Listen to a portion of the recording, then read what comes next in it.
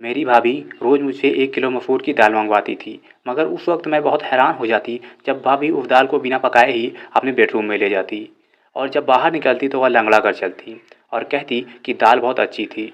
फिर दूसरे दिन भाभी का राज जानने के लिए मैंने अपनी छोटी बहन को भाभी के कमरे में छुपा दिया। कुछ देर बाद जब बहन लगड़ाती हुई बाहर निकली तो मेरी जान ही निकल गई। आज शीतल भाभी ने मुझसे 1 किलो मसूर की दाल मंगवाई थी। जैसे ही वह दाल लेकर घर पहुंची तो भाभी ने थैला मुझसे ले लिया और अपने कमरे में चली गई। मैं हक्का बक्का रह गई कि भाभी को क्या हुआ। अभी आधा घंटा ही होगा कि मेरे भैया ऑफिस से घर आ गए थे। उनकी तबीयत खराब थी और मैं अपने कमरे में ही बैठी थी। भैया को देखकर मैं जल्दी से उठकर उनके पास गई थी। मुझे उनकी चिंता सताने लगी थी, मगर वह बोले थोड़ी देर आराम करूँगा तो ठीक हो जाऊँगा।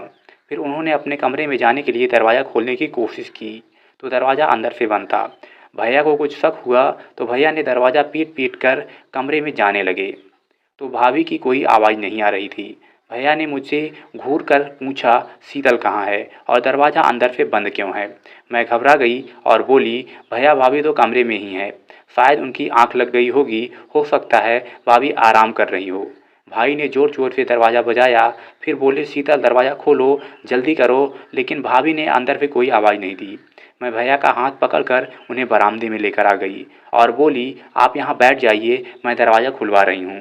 अब मैंने ज़ोर ज़ोर से दरवाज़ा पीटना शुरू कर दिया और साथ ही कहती रही कि भाभी दरवाज़ा खोल दो, भैया आराम करने के लिए घर आए हैं।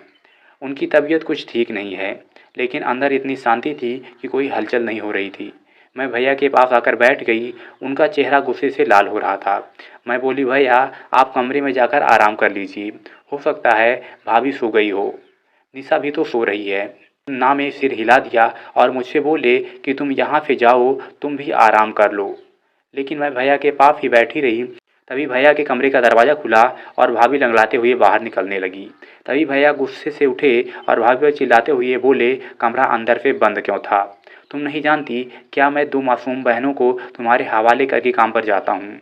तुम तो हर रोज़ यही सब करती होगी, तुमने मेरी बहनें को अपना समझा ही नहीं है। फिर उसकी बहन बोली मैं खुद 16 साल की उम्र में और डरपोक सी लड़की थी।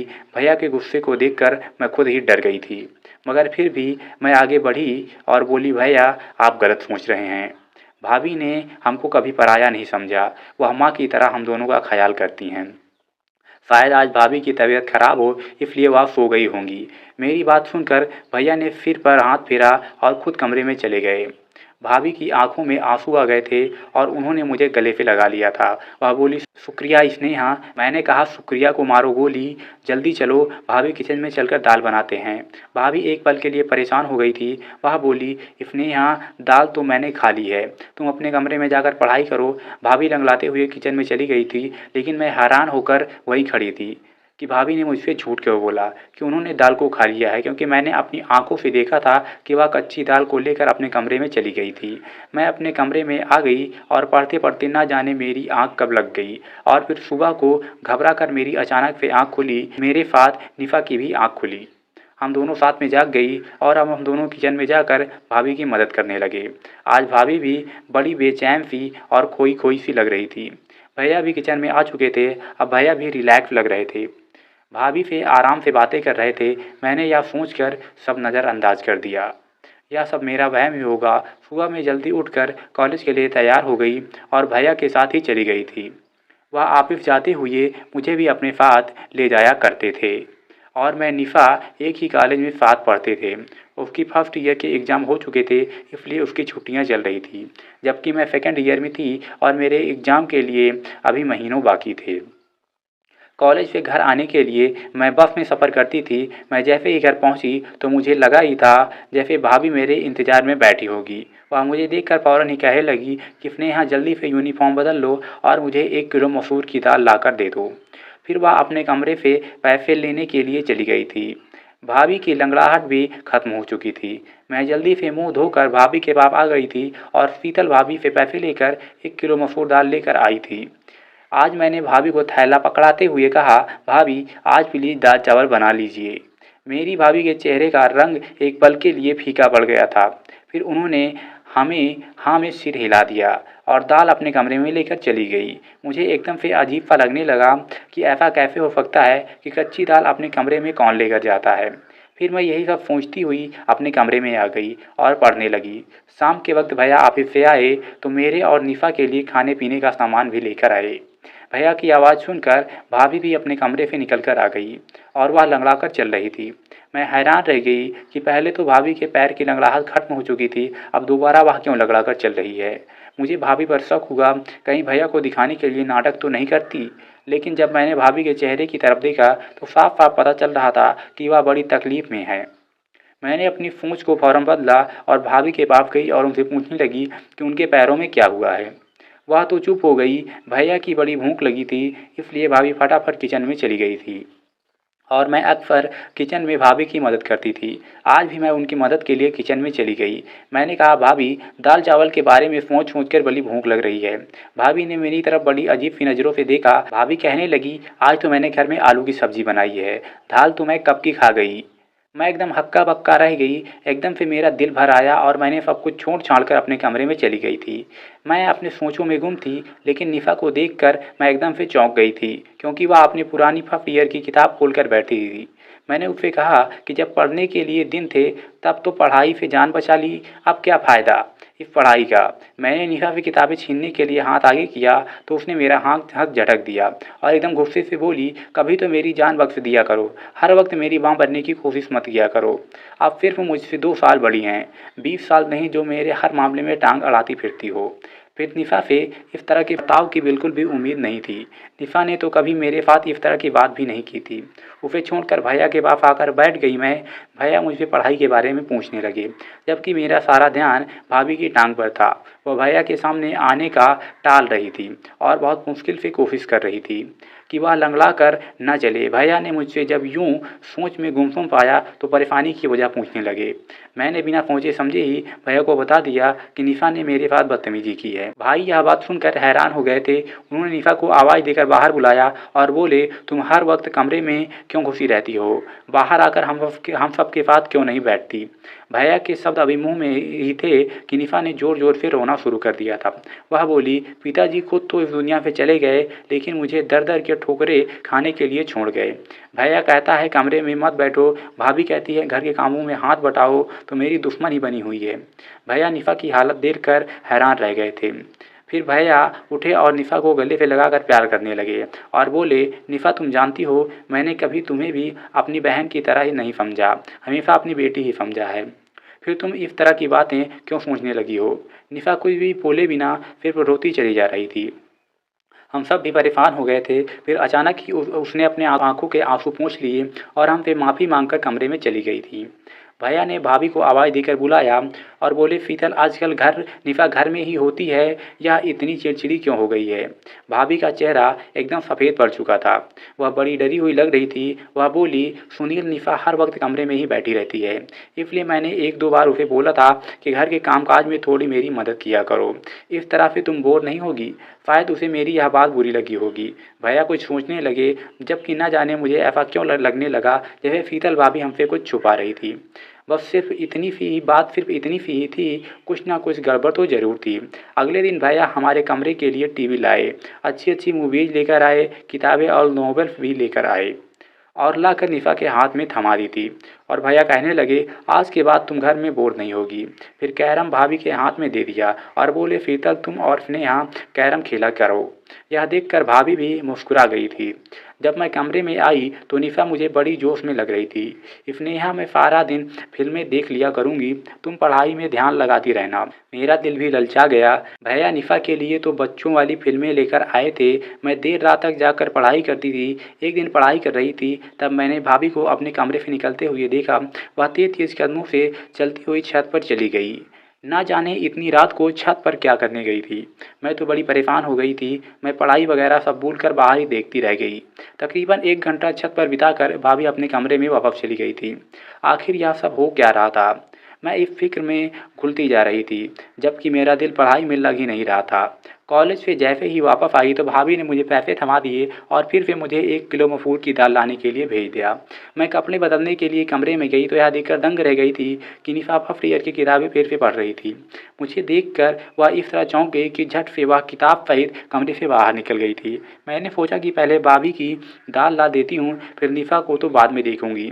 मैं दाल ले आई तो भाभी ने मुझसे थैला ले लिया और बिना कोई बात किए वह अपने कमरे में चली गई और अंदर से दरवाज़ा बंद करके कुंडी लगा ली। मैंने सब कुछ नज़रअंदाज किया और निशा की खबर लेने के लिए कमरे में गई तो वह मुझसे कहने लगी, स्नेहा तुम भाभी को यह रोज़ रोज़ का दाल लाकर मत दिया करो। उसकी यह बात सुनकर मैं हैरान हो गई कि वह ऐसा क्यों कर रही है। तो मैंने इस पर उससे पूछा, क्यों, क्या हुआ? निशा जल्दी से उठकर मेरे पास आई और कान में कुछ ऐसी बात बोल दी कि मेरा सिर चकराने लगा। मैं निशा की बात झूठ समझ ही नहीं सकती थी क्योंकि वह सारा दिन घर में ही होती थी। उसे तो भाभी के हर काम की बराबर जानकारी होती थी। मैंने निशा को कसम देकर मना कर दिया कि वह फिलहाल इस बात को किसी से भी ना कहे। मैं खुद इस सारे मामले की तहकीकात करूंगी, फिर सच सामने आ जाने के बाद ही कुछ फैसला करेंगे। मैं पढ़ने के लिए बैठ गई तो निशा टेरेस पर चली गई थी। पढ़ाई में मेरा दिल बिल्कुल भी नहीं लग रहा था। मैं निशा भाभी की वजह से बहुत परेशान थे। यह दोनों बड़ी ही अजीब अजीब सी हरकतें कर रही थी। मैं अपनी सोचों में गुम थी, तभी भाभी कमरे से बाहर निकल आई और लंगड़ाकर चल रही थी। मुझे दाल में कुछ काला लग रहा था। फिर मैंने कहा, भाभी दाल कहाँ गई? तो भाभी बोली कि वाह, मैंने तो खा ली, बड़ी ही अच्छी दाल थी। यह सुनकर मैं चुप हो गई और भाभी लंगड़ा कर चलती रही। घर के काम कर रही थी और अचानक मुड़कर बोली, निशा कहाँ है? तो मैंने उन्हें बताया कि वह छत पर गई है। यह सुनकर भाभी के चेहरे का रंग अचानक ही उड़ गया था। वह लंगड़ाती हुई छत की तरफ जाने लगी। मैंने फिर झटक दिया और अपनी किताब उठा ली। यह दोनों तो पागल हैं, मुझे भी पागल कर देंगी। लेकिन मेरा दिल पढ़ाई में नहीं लग रहा था। भाभी को छत पर गए हुए बहुत देर हो गई थी। मैं भी उन दोनों के पीछे ही छत पर चली गई। सीढ़ियों पर चढ़ते ही भाभी की आवाज़ सुन सकती थी। भाभी निशा को बुरी तरह से डांट रही थी। निशा के रोने की आवाज़ भी आ रही थी। मेरा दिल अपनी बहन के लिए टूट सा गया था। जैसे ही मैं छत पर पहुंची तो भाभी मुझे देखकर डर गई। उन्होंने निशा को गले से लगाया और प्यार से बोली, कैरम नहीं खेलूंगी। अपनी भाभी के साथ निशा ने भी अपने आंसू पोंछ दिए थे और ज़बरदस्ती मुस्कुराने की कोशिश कर रही थी। मैं उन दोनों को हैरत से देख रही थी। मैंने निशा का हाथ पकड़ा और उसे खींचते हुए नीचे लेकर आई। उसे कमरे में लाकर मैंने पूछा, भाभी तुम्हें क्यों डांट रही थी? निशा घबरा गई और बोली, तो भाभी मुझे डांट नहीं रही थी, बल्कि वह मुझसे प्यार करती है। मैं कुछ सोच कर चुप हो गई। मैंने कहा, निशा मुझे तुम्हारी मदद की ज़रूरत है। मैं भाभी का राज जानना चाहती हूँ। उस दिन तुमने जो मुझे बात बताई थी वह सिर्फ तुम्हारा वहम था, लेकिन मैं जानना चाहती हूँ कि तुम मुझे असली सबूत ला कर दो। कल जब मैं भाभी को दाल ला कर दूंगी तो तुम उनके कमरे में छुप कर देखना कि वह दाल कैसे खाती है और फिर लंगड़ा कर क्यों चलने लगती है। मेरी बात सुनकर निशा एकदम से मुस्कुरा गई थी। वह बोली, स्नेहा मैं तुम्हारा साथ दूंगी। अगले दिन कॉलेज से वापस आते समय मैं अपना दिमाग में सारा प्लान फिट करके आई थी। घर पहुंची तो मैंने भाभी को मेरा इंतजार करते हुए पाया था। वह बोली, स्नेहा जल्दी से दाल ला कर दे दो। मैं मुँह धोने के लिए कमरे में गई और निशा को भी समझा दिया, जैसे ही भाभी को आवाज़ देकर मैं बुला लूँगी तुम उनके कमरे में जाकर छुप जाना। उसने हाँ कह दिया था। मैंने भाभी को आवाज़ दी और कहा, भाभी दाल अब महंगी हो गई है, थोड़े पैसे और देने पड़ेंगे। भाभी मुस्कुरा कर बोली, तो फिर क्या हुआ, मैं अभी ला कर देती हूँ। पैसे इतनी देर में निशा भाभी के कमरे में जाकर छुप गई। मैं दाल ले आई थी। भाभी ने खुशी खुशी वह दाल मुझसे ले ली और अपने कमरे में चली गई। मैं बाहर बरामदे में बेचैन होकर चक्कर पर चक्कर काट रही थी। 1 घंटे बाद भाभी के कमरे का दरवाज़ा खुला और वह लंगड़ा कर चल रही थी। कमरे से बाहर आई, फिर भाभी किचन में चली गई तो निशा भी उसके कमरे से बाहर निकल आई। यह देखकर मैं दंग रह गई कि निशा भी आज लंगड़ा कर चल रही थी। मैंने निशा का हाथ पकड़ा और जल्दी से पूछा, निशा बताओ मुझे क्या मालूम हुआ? जल्दी से पूछा, निशा बताओ तुम्हें क्या मालूम हुआ? निशा बड़ी परेशान सी लग रही थी। वह बोली, स्नेहा मैंने तो तुम्हें पहले ही बता दिया था कि भाभी हमसे छुप छुप कर घर से निकलती है, मगर तुमने मेरी बात का यकीन ही नहीं किया। वह खिड़की बहुत छोटी है, उससे निकलते वक्त पैर में चोट लग जाती है, इसलिए भाभी लंगड़ा कर चलती है।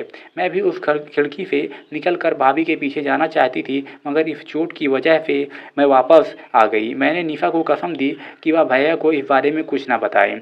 वह बोली, पागल तो मैं हूँ नहीं जो भाई का घर उजाड़ने का सोचूंगी। मैंने निशा को एक किताब दे दी और बोली, तुम इसको पढ़ लेना, और उसका छोटा सा दिमाग दूसरी तरफ घुमाना चाहती थी, जबकि मैं खुद इस दुविधा में फंस गई थी कि भाभी के बारे में भैया को कैसे बताऊं या ना बताऊं। भाभी हमारे साथ तो बहुत अच्छे से रहती है, मगर वह मेरे भैया के साथ बेवफाई कर रही थी। यह बातें सोचते सोचते मेरी आंख लग गई। न जाने कितनी देर सोती रही। जब भैया के चीखने चिल्लाने की आवाज़ आई तो मैं घबराकर उठ बैठी थी। मेरी तो जान ही निकल गई थी। मैं भागती हुई बरामदे में गई तो मैंने भैया, भाभी और निफ़ा को देखा। मुझे लगा निफ़ा ने भाभी की हकीकत भैया को बता दी। तभी तो वह उन लोगों पर गुस्सा हो रहे हैं। मुझे देखकर भैया गुस्से से बोले, इफ़ने यहाँ मैं तो तुम्हें बहुत होशियार समझता था, मगर तुम भी इसको नहीं संभाल पाई। भैया का इशारा निफ़ा की तरफ था। मैं जल्दी ही आगे बढ़ी, बोली, भैया क्या हुआ है? भाई की आंखों से आंसू आ गए थे। तुम निफ़ा से मुझे यह पता करके बता दो कि छत पर कौन था जो इससे मिलने के लिए आया था। मैं एकदम ही डर गई थी। मैंने ज़ोर ज़ोर से नामे फिर हिला दिया था। मैं भैया से कहने लगी, भैया हमारी निफ़ा ऐसी नहीं है, ज़रूर आपको कोई गलतफहमी हुई होगी। भाभी ने आगे बढ़कर बोली, सुनील आप बिना सबूत इतना गुस्सा ना करें, बच्ची है सुधर जाएगी। भैया आप भाभी को घूर घूर कर देख रहे थे। वह बोले, मैंने शादी के पहले दिन ही तुम्हें बता दिया था, यह दोनों लड़कियां सिर्फ मेरी बहनें नहीं हैं, बल्कि मैं इन्हें अपनी बेटियां भी समझता हूँ। तुम माँ बनकर इनकी परवरिश करना। इस तरह से पालन पोषण किया है तुमने। मैंने निफ़ा का हाथ पकड़ा और उसे अपने कमरे में ले गई थी। मैंने निफ़ा से पूछा, तुम मुझे सब कुछ सच सच बता दो कि आखिर बात क्या हुई। वह रोते हुए कहने लगी कि भाभी चाहती हैं कि हम दोनों उनके पति का घर छोड़कर चली जाएं, इसलिए वह यह सब कहते हुए हमें भाई की नज़रों में गिराना चाहती है। मैं बोली, तुम फिक्र ना करो, हमारे लिए गड्ढा खोदने वाली खुद ही उसमें गिर जाएगी। अगले दिन भैया के साथ कॉलेज जाने लगी तो भैया बड़े खामोश से थे। मैंने उनकी आंखों में गुस्सा साफ देखा। मैंने भैया से कहा, भैया आप ऑफिस की आधी छुट्टी लेकर मुझे कॉलेज पे लेने के लिए आ जाइएगा। मैं एक हकीकत आपके सामने रखना चाहती हूँ। भैया कुछ कहे बिना ही चले गए, मगर उनकी मेहरबानी थी कि वह मुझे लेने के लिए आ गए थे। मैंने उनसे कहा कि वह घर से बाहर ही रहें जब तक मैं इशारा ना करूं। अभी वह आए। जैसे ही वह घर गई, भाभी ने दाल का ऑर्डर दे दिया। थोड़ी देर बाद जब दाल लेने के लिए बाहर निकली तो भैया आगे डरे और बोले, कहाँ जा रही हो? मैंने कहा, बस आप चुपचाप देखते रहिए, आज हकीकत आपके सामने आ जाएगी। मैं दाल लेकर घर चली गई तो भाभी ने मेरे हाथ से दाल का थैला ले लिया और कमरे में चली गई। मुझे इसी वक्त का इंतजार था। मैं जल्दी से घर से बाहर आई और भैया को अपने हाथ घर लेकर गई। मैंने कहा, भैया आप अपने कमरे का दरवाज़ा खोलिए। भैया के पास एक कटर था जिसके जरिए से उन्होंने कमरे का दरवाज़ा खोल लिया था। जब हम अंदर दाखिल हुए तो भाभी अंदर कमरे में नहीं थी। कमरे की खुफिया खिड़की खुली हुई थी। भाई ने उस खिड़की से बाहर देखा तो भाभी नजर आई। वह तेज तेज चलती हुई कहीं जा रही थी। भैया भी उस खिड़की से कूद गए थे, जबकि मैं और निफ़ा भी बड़ी मुश्किल से उस खिड़की से उतर पाए थे। हम तीनों भाभी का पीछा करते हुए दूर एक सुनसान सी जगह पर पहुंच गए थे। एक बाबा का घर था जहां लोग ताबीज़ बनवाने के लिए जाया करते थे। तेज तेज चलते हुए अचानक जब भाभी ने पीछे मुड़कर देखा तो हम तीनों को देखकर उनके चेहरे का रंग उड़ गया था। जैसे ही आगे बढ़े और भाभी का हाथ पकड़ कर उन्हें घर ले आए, भैया ने बड़े तेवर बड़े खतरनाक हो चुके थे। वह भाभी से बोले, शीतल आज मैंने अपनी आंखों से सब कुछ देख लिया है, तो झूठ बोलने का कोई मतलब नहीं है, मुझे सच सच बता दो। तभी भाभी बोली, भगवान जानता है मैंने आपकी इन दोनों बहनों को अपनी बेटियों की तरह ही समझा है, मगर इनकी वजह से आप मुझ पर शक करते कि मैं इनका ख्याल नहीं रखती। इनकी वजह से आप मुझे दो शब्द भी सुना देते थे, तब मुझे यह वहम हो गया था शायद आप मुझसे प्यार नहीं करते। ऐसा भी लगता है कि जैसे आप किसी और से मोहब्बत करते हैं और मुझे तलाक दे देंगे। मैंने अपनी बड़ी बहन से इसके बारे में बात की तो वह कहने लगी, एक साधु बाबा हैं जिनका मंत्र बहुत शक्तिशाली है, उससे पति मुट्ठी में आ जाता है, इसलिए मैं आपसे छुपकर उनकी सभा में जाने लगी थी। साधु बाबा ने कहा था कि पूरे 30 दिन तक 1 किलो मसूर की दाल पर मंत्र का प्रयोग करना है और वही दाल नहर के किनारे फेंक देनी है। मुझे यह सब करते हुए पूरे 25 दिन हो चुके थे। मैं आप दोनों के जाने के बाद उसी मंत्र का पाठ करती थी, इसकी वजह से निशा पर ध्यान ना रख सकी। मुझसे चूक हो गई। निशा अपने ही इलाके के आवारा लड़के रवि से मोहब्बत कर बैठी और इसके दरमियान चिट्ठी और खत का सिलसिला शुरू हो चुका था। मुझे निशा पर शक हुआ, इसलिए मैं आधी रात को उठकर छत पर चली गई। तब मुझे रवि का खत नज़र आया। उसमें उसने निफ़ा की बहुत तारीफ़ करी थी। मैंने वह खत निफ़ा को दिखाते हुए कहा कि मैं तुम्हारी हकीकत तुम्हारे भैया को बता दूंगी, इसलिए समय रहते गुजर जाओ। मगर निफ़ा तो मुझे ही अपना दुश्मन समझने लगी थी।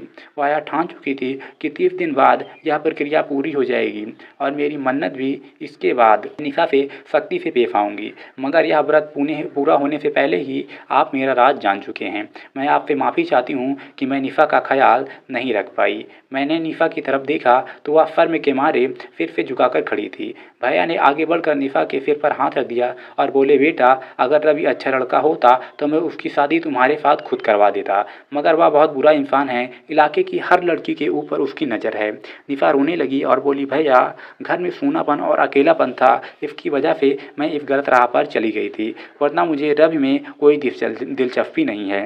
भैया मुस्कुरा दिए। उनके सर से भारी बोझ उतर गया। फिर उन्होंने हम दोनों को कमरे में भेज दिया। यकीनन अब भाभी की खबर लेने वाले थे। वह भाभी को हमारे सामने कभी नहीं डांटते थे। मैंने कहा, भैया आप भाभी को कुछ मत कहना, वह हमारी माँ जैसी है।